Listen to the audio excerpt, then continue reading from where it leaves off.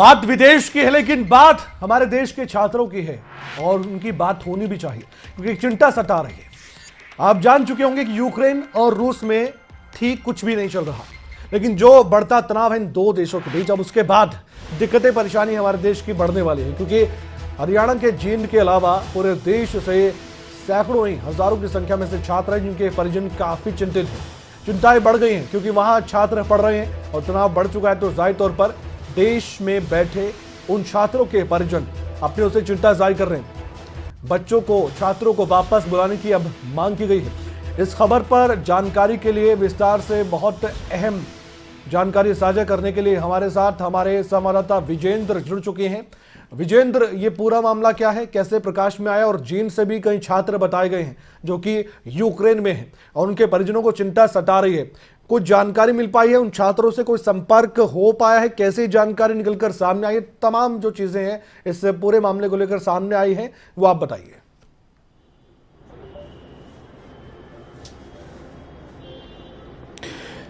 जी कमल, देखिए कुछ दिनों से जो यूक्रेन और रसिया के बीच जो टेंशन चल रही है, जो तनाव चल रहा है, उसको लेकर भारत में जो रह रहे परिजन हैं अपने बच्चों को लेकर चिंतित हैं, काफ़ी चिंतित है क्योंकि वहाँ पर यूक्रेन के अंदर जो भारत से बच्चे हैं ज़्यादातर मेडिकल की पढ़ाई करने के लिए वहाँ पर जाते हैं, MBBS की पढ़ाई वहाँ पर करते हैं। जींद के एजुकेशनल कंसल्टेंट की माने, यानी कि जो शैक्षणिक सलाहकार होते हैं उनकी माने, तो जींद से सैकड़ों बच्चे हैं और भारत से 18,000 के करीब जो बच्चे हैं यूक्रेन के अंदर MBBS की पढ़ाई कर रहे हैं, मेडिकल की पढ़ाई कर रहे हैं, अन्य कोर्सेज में वहां पर उन्होंने दाखिला लिया हुआ है।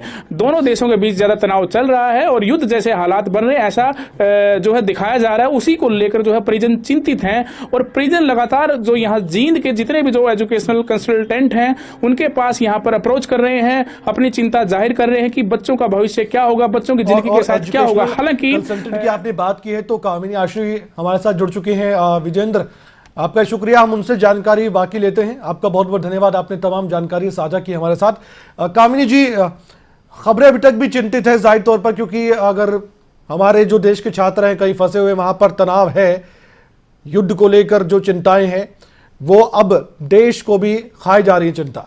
तो ऐसे में आपको जानकारी साझा कर पाएंगे, शेयर कर पाएंगे हमारे साथ कि कितने ऐसे स्टूडेंट्स हैं जींद के या देश भर के जो यूक्रेन में अभी हैं और उनके परिजन काफी चिंतित होंगे? जी, जैसा कि मीडिया न्यूज रिपोर्ट के अनुसार बताया जा रहा है सर, उसके अकॉर्डिंगली काफी पेरेंट्स परेशान हैं और पेरेंट्स बार बार स्टूडेंट्स को फोन करके पूछ रहे हैं, दिन में 10 बार कॉल करके। और इवन मुझसे भी, जो मेरे द्वारा जो बच्चे गए थे उनके पेरेंट्स मुझे भी कॉल करके पूछ रहे हैं बार बार। जी जी। तो इसी यहाँ पे हमने कल एक वीडियो कॉन्फ्रेंसिंग रखी थी स्टूडेंट्स के साथ और लगातार हमारा कॉन्टेक्ट स्टूडेंट से बना हुआ है जी। तो स्टूडेंट का कहना है कि जो मीडिया दिखा रहा है फिलहाल ऐसे कोई हालात नहीं है। Don't be panic. Indian embassy के द्वारा हमने बात भी की है, स्टूडेंट्स भी टाई अप है। 1 महीने से 25 जनवरी को इंडियन एम्बेसी ने नोटिस निकाला था फॉर्म भरने के लिए, सभी स्टूडेंट्स का डाटा लिया गया था। 24,000 कैंडिडेट हैं यूक्रेन में, जिसमें से 18,000 स्टूडेंट्स हैं, मेडिकल स्टूडेंट्स। तो ऐसे में सर उन सभी स्टूडेंट्स का डाटा तो ले लिया है, लेकिन फिलहाल ऐसे वार की कोई सिचुएशन नहीं है। जी जी। परंतु मीडिया की माने और जो भी बातें चल रही हैं, पेरेंट्स काफी परेशान हो रहे हैं इन सब बातों को। यानी कामिनी जी, आप हमारे माध्यम से ये कहना चाहते हैं उन छात्रों के परिजनों को जो कि चिंतित है कि चिंता करने की कोई जरूरत नहीं है, जैसे वहां से जानकारियां निकलकर सामने आ रही है या फिर दुनिया का मीडिया भी कुछ बातें बता रहा है, उनमें इतना दम नहीं है कि इतने ज्यादा वहां पर तनावपूर्ण माहौल में छात्र पढ़ रहे हैं, ऐसा कुछ नहीं है। ऐसा कोई क्राइसिस नहीं है, कोई इमरजेंसी नहीं है वहाँ पर कि जिसके कारण हमें डर हो, पर वो मन में एक मनसा है सर जिसके कारण बच्चे परेशान हैं। जी जी। आप ये कह सकते हैं कि हमारी एक अपील है पेरेंट्स की ओर से, बिल्कुल, कि अगर ऐसा सच में है या हमारे सामने नहीं है इस तरह की बातें, हमें नहीं जानकारी है इसके बारे में, तो कृपया करके एक आश्वासन के तौर पर हमें एक आश्वासन दिया जाए। ठीक है। और यदि अगर ऐसा होता है, युद्ध होता है, इफ इन केस, क्योंकि इसके बारे में कोई नहीं जानता, ना मैं जानती ना आप जानते। बिल्कुल बिल्कुल। ठीक है सर।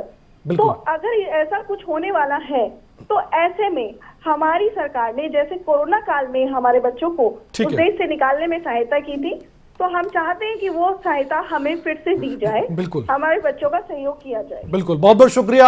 आपने जो अपील की है हमारे माध्यम से हम कोशिश करेंगे कि जो छात्रों के परिजन है वो भी समझ सके और सरकार तक आपकी बात पहुंच सके कि अगर ऐसा कुछ होगा भी या होने वाला होगा, वैसे तो कोई बता नहीं सकता, लेकिन जिस तरह से संकेत मिल रहे हैं वो बुरे ही हैं, तो सरकार को पहले से अपनी तैयारी करनी चाहिए। ये भी बात कहते नजर आई हैं कामिनी जी।